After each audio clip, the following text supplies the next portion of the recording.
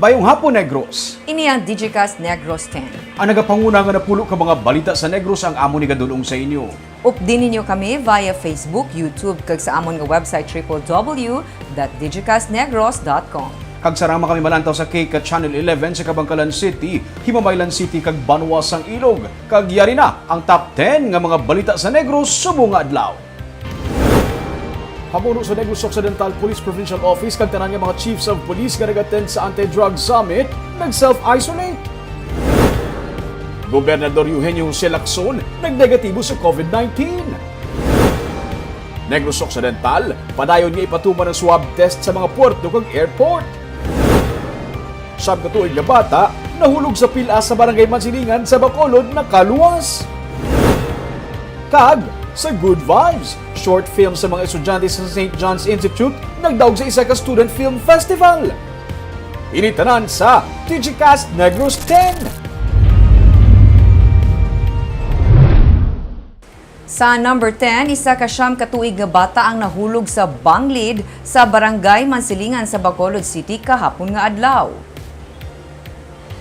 Sa post ng Bacolod DRRMO sa ilang Facebook account, nagpadulong sa purok kahirop sa Mansilingan sa Bacolod City kahapon ang rescuers sa Bacolod City Disaster Risk Reduction Management Office kaupod ang iban pagid nga mga rescue volunteers. Ini matapos makabaton sila sa report nga may siyam katuig nga bata nga nahulog gikan sa banglid nga 20 katapak o kung 20 feet ang kataason mga alas 4 sang hapon.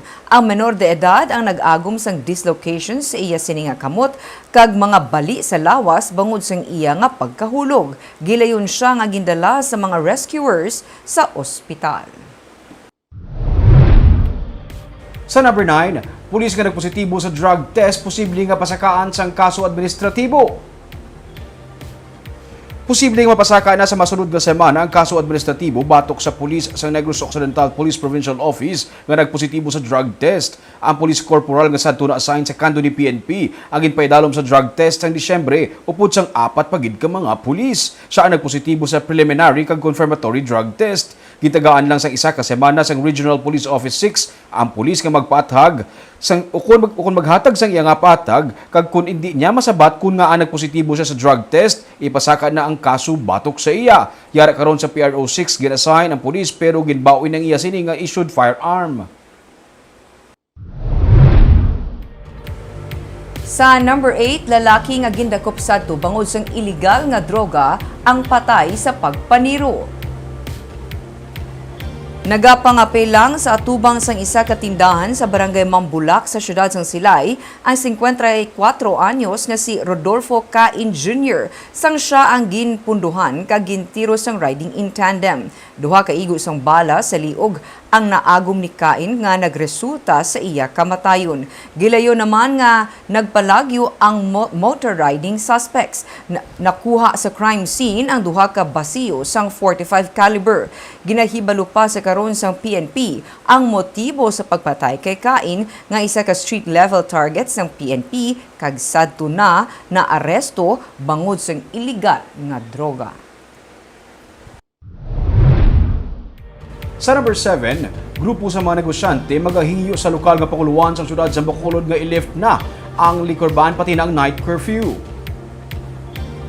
Sunod sa Chief Executive Officer sa Metro Bacolod Chamber of Commerce and Industry nga si Frank Carbon, nagadiho na karon sang isa ka proposition o composition paper ang ilang grupo para ihatag sa kay Mayor Evelio Leonardia.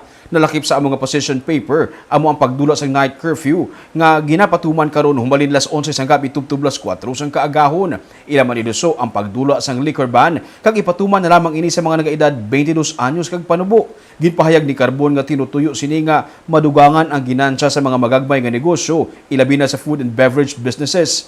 Ginakasubo man ni Carbon ang pagbawi ni Presidente Rodrigo Duterte sa desisyon sang Interagency Task Force kapag pahanugot na kuntani sa mga menor de edad nga nagaedad 10 anyos tubtob 14 anyos nga makagwa sa ilang nga mga balay. Inibangod nga ang mga kabataan upod nila ang ilang bilog nga pamilya kung maglagaw. Ganit ako man ini nga bulig para sa madamo nga mga negosyo. Pero nahangpan man ni Carbon nga kinahanglan man nga unahon sa gobyerno ang pagpangapin sa ikayong lawas sa publiko. Half ng among negosyo is coming from family activities. Kabalo ko man kita nga Pilipino, Di even mag-malling lang, dala di kabataan. Mag-travel, dala kabataan. Magbakasyon, dala kabataan. Maglupa ni Apon sa buwan, dala kabataan. Mahilig kita sa tipon-tipon mo. Sa number 6, proficiency test sang RT-PCR test para sa COVID-19 sa Biomolecular Laboratory sa Valladolid ang natalana patigayunon sa una nga semana sang Pebrero. Kahapon nagpatigayon sang ocular inspection si Provincial Administrator Rayfrando Diaz sa amo nga laboratory. Halos ang tanan nga machines ang nag-abot na suno kay Diaz, magluwas na lamang ang saliva analyzer. Ginapaabot nga makapatigayon sang RT-PCR kag saliva test ang amo nga laboratory. Target nila nga makakuha sang 5 ka mga COVID-positive samples para ma-run nila ini kag mapatod ang accuracy sang amo nga testing machine.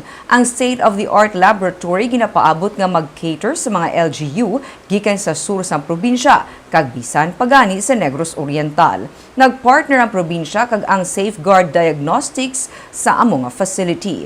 Kung ipaanggid sa molecular lab sa Silay, mas barato ang sa Valladolid. 4,000 ka test ang sarang nga makater sang laboratory sa Valladolid sa kada adlaw. 94% ang accuracy sang saliva test kag 99% naman ang RT-PCR test. Pero luyag man sa probinsya nga mahatagan sang iban nga sarang mapilian ang mga negrense nga magapaidalom sa testing. Chilling ko sila, let's hit for 100% accuracy because Teresita Halandoni also got 100. No? So, ining ilang mga machines, more automated siya, less human intervention ang nag-uyat sini. So, do robotics ng ilang style. So, mas madasig, mas accurate, and less exposure sa aton nga mga medtech. Sa number 5, ginausisa sa karon sa Provincial Legal Office ang isa ka negrense gikan sa Talisay City. Iniangot sa ginasiling discrepancy sa iyang quarantine report.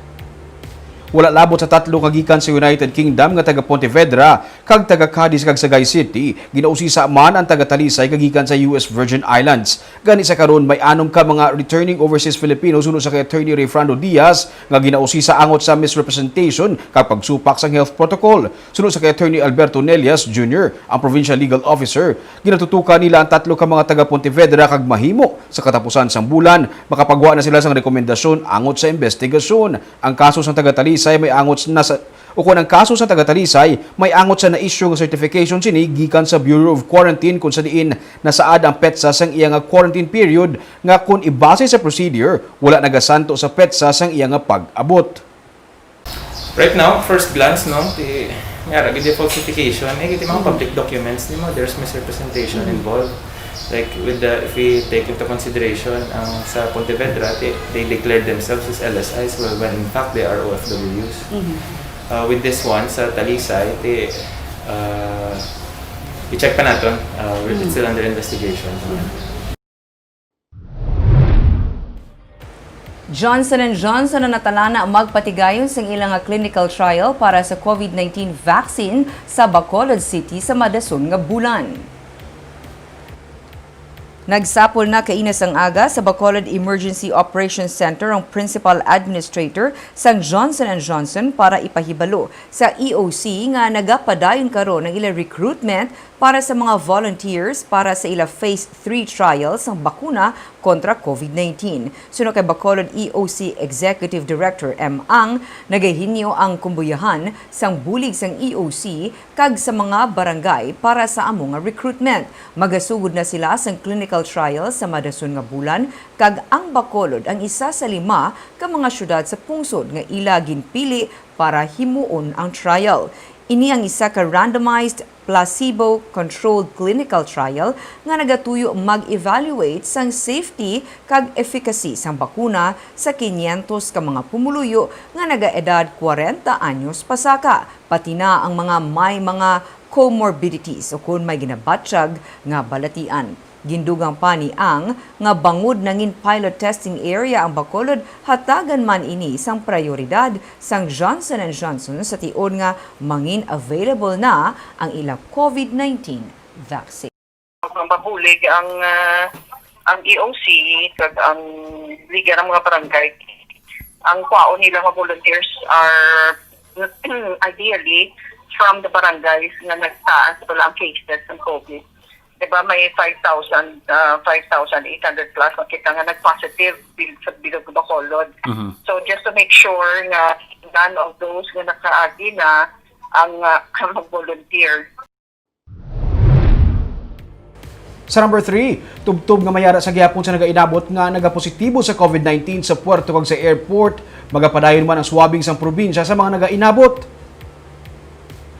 Inisunod sa kay Attorney Ray Frando Diaz nga nagsiling man nga hindi sarang makapabaya ang probinsya sa istrikto nga pagbantay sini kontra COVID-19 kung tani mahangpan sang tanan nga ini ang pagpangapin sa ikayong lawas. Wala nagapatuman sang swabing ang Bacolod sa mga nagainabot sini sa ilang lugar. Isa ini kabagay nga suno sa kay Diaz nga dapat talupang dun. Ilabi na nga may pagsaka sa kaso sa COVID-19 sa mga kaiping nga probinsya kasubong sang Cebu kag Iloilo. Padayon man ang pagbaton sang probinsya sa mga stranded individuals kag sa katapusan sang bulan, may 10 gani ka mga magainabot nga gikan sa Cebu kag ang ikaduha nga batch magaabot sa Pebrero 5. Suno sa kay Diaz, handa ang quarantine kag testing facilities ang probinsya para sa ila. As soon as ang aton ports why na nag-register man sa aton nga positive nga mga patients, pwede ta nakwaon, pwede ta ka-relax. So until then, we still have to maintain our swabbing. We have been calling out that our protocol should be uniform. We want to create a Negros Occidental bubble. So how can we do that if one LGU doesn't follow? So we have a gaping hole in the middle of Negros, if that's the case. Sa number 2, negatibo sa COVID-19 si Negros Occidental Governor Eugenio Jose Lacson. Ini ang ginkumpirma mismo sang gobernador nga nagpaidalom sa drive-thru swab test kaina sang aga. Nagpaidalom sa swab test si Lacson matapos may DILG official nga gikan sa Iloilo ang nagtambong sang Biyernes sa Anti-Drug Summit sa probinsya.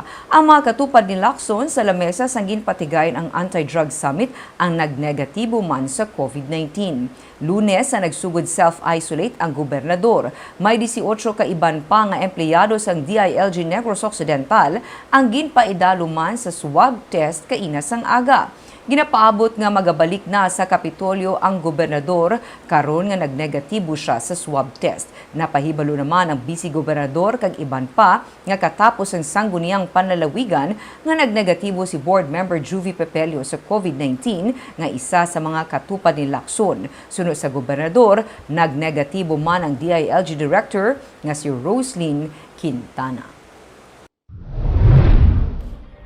Kag sa numero 1 sa mga balita subong adlaw, director sang Negros Occidental PNP kag mga chiefs of police nag-self-isolate. Nauna nga nag-self-isolate si Negros Occidental Police Provincial Office Director Colonel Romy Palge matapos nga may magpositibo sa COVID-19 sa Anti-Drug Summit nga ilaging tabungan sang Biyernes. Ang summit ang intambungan ni Negros Occidental Governor Eugenio Jose Lacson kung sa diin siya ang nag-isolate man kag nag-negatibo sa swab test. Isa ka babae nga opisyal sang DILG Iloilo ang nagtambong sa summit nga amo ang nagpositibo sa COVID-19. Sunod sa kay NOCPO spokesperson Police Lieutenant Abigail Donasco, yara man sa Anti-Drug Summit ang tanan nga mga hepe sa mga police station sa probinsya. May iban nga nag-self-isolate na sunod sa kay Donasco. Ang iban nga mga pulis ang wala man sang direct contact sa nagpositibo nga pasyente sunod sa kay Donasco. Wala man sang direkta nga order sunod sa kay Donasco gikan sa kay Palge nga ipa-isolate ang tanan nga mga hepe. Inaantay pa po namin sir no kasi sa instruction po dahil nga po si PD na quarantine. Since ang nangyari naman dun sir is yung mga COPs naman na yun sir is wala namang close contact, hindi naman sila close contact dun sa na ano sir na nag-positive sa DILG.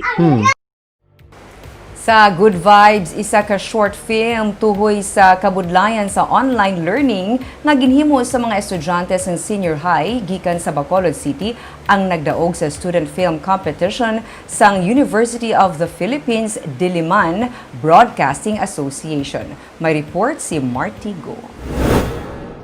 First time ni Alberto Manuel Arceo IV kag sang iya mga classmates sa St. John's Institute nga maghimo sang isa ka major short film. Amo kon nga wala nila ginpaabot nga makadaog ini bilang second place sa Student Film Festival Competition sang UP Diliman Broadcasting Association. Tuyo sang festival nga ipakita sa publiko pinaagi sa pelikula ang kabudlayan nga ginaagyan sa mga estudyante sa tunga sang COVID-19 pandemic. Gintikuluhan nila ang ila ginhimo nga pelikula nga No Signal nga nagapakita sang kabudlayan sang mga pigado nga estudyante sa ila pagtuon gamit ang online learning.